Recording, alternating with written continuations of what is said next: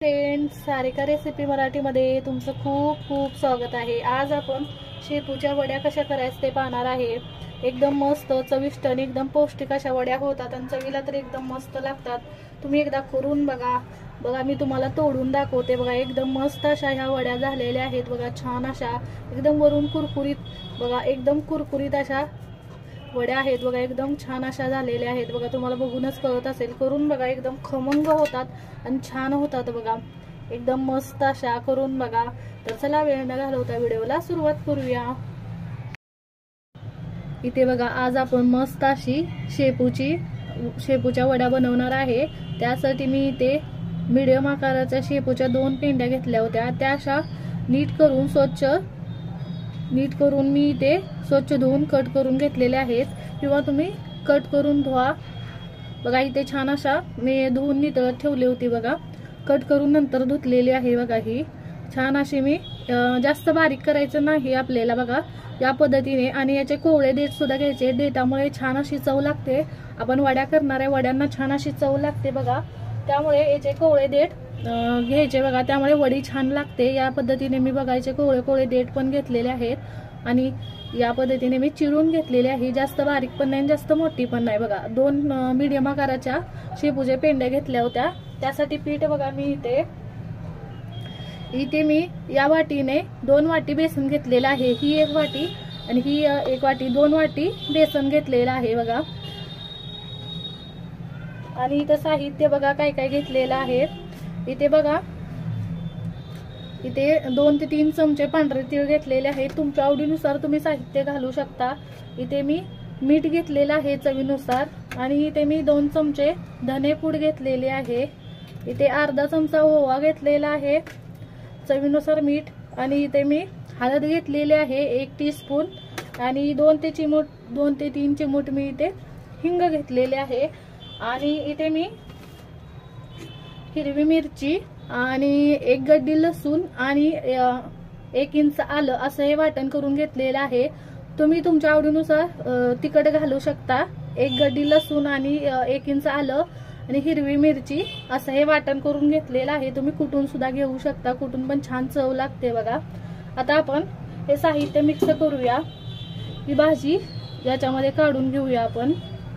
छान अशी नितळत ठेवली होती बघा, पाणी पूर्णपणे नितळून घेतलेलं आहे।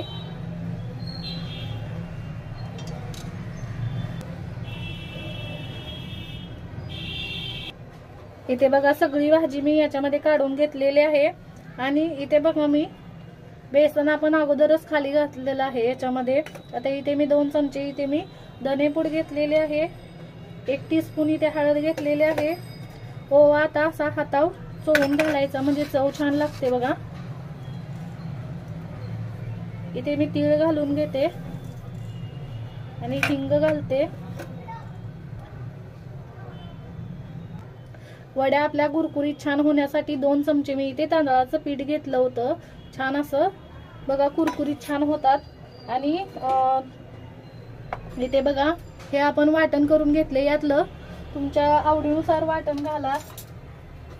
इथे मी बघा छान असं याच्यामध्ये वाटण घालून घेते बघा। जास्त मिरच्या तिखट असेल तर थोडंच घाला। इथे 2 ते 3 चमचे मी याच्यामध्ये घालून घेते। इथे मी चवीनुसार मीठ घालून घेते।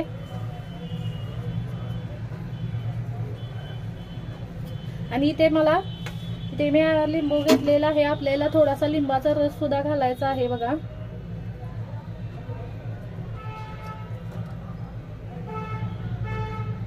हे छान असं आपण मिक्स करून घेणार आहे बघा।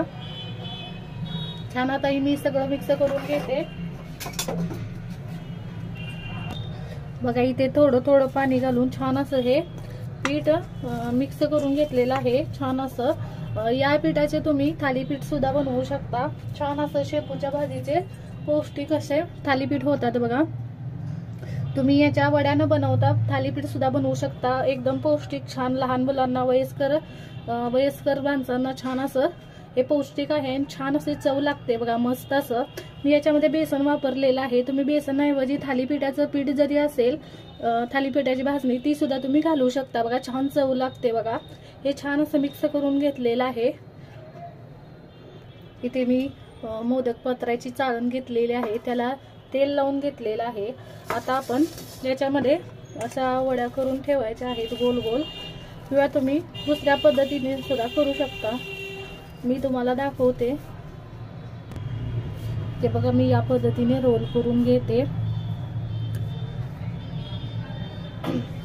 बघा आपण सुरुवातीला दोन वाटी याच्यामध्ये बेसन घेतलं होतं, त्याच वाटीने मी नंतर अर्धी वाटी बेसन घातलेलं आहे.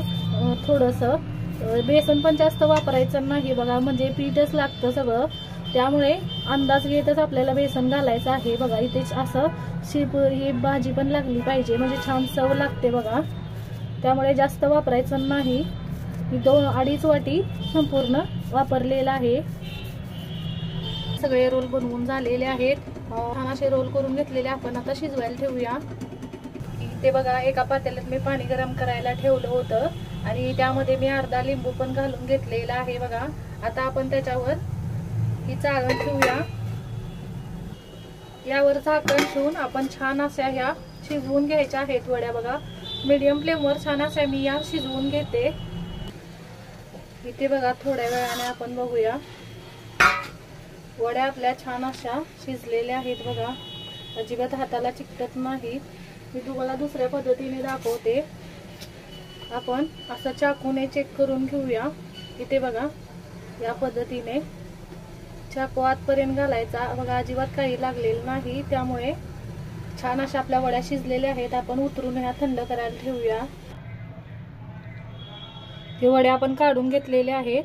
या आता पूर्णपणे थंड करून घ्यायच्या आहेत बघा आपल्याला. ह्या बघा थोड्याशा थंड झालेल्या आहेत, कोमट आहेत. आता आपण छान अशा शिजलेल्या आहेत, त्यामुळे आपण हा कट करून घेऊया.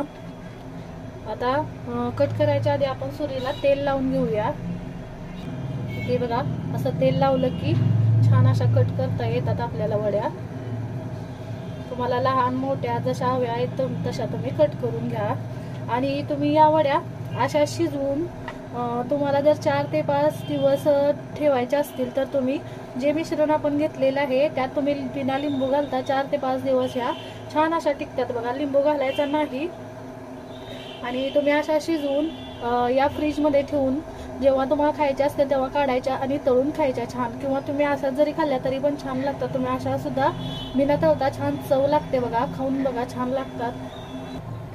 इथे थोड्या मी कट करून घेतलेल्या आहेत. आपण तळून घेऊया.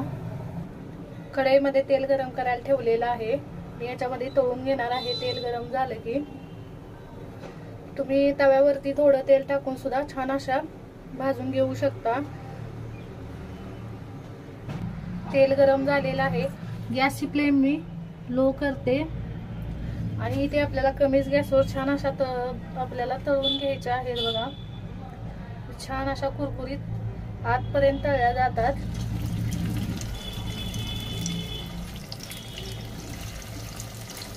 कुरकुरीत म्हणजे छान अशा खमंग लागतात बघा. तर आपण त्या मोठ्या गॅसवर तळल्या तर त्या पटकन लाल होतात आणि चव छान लागत नाही.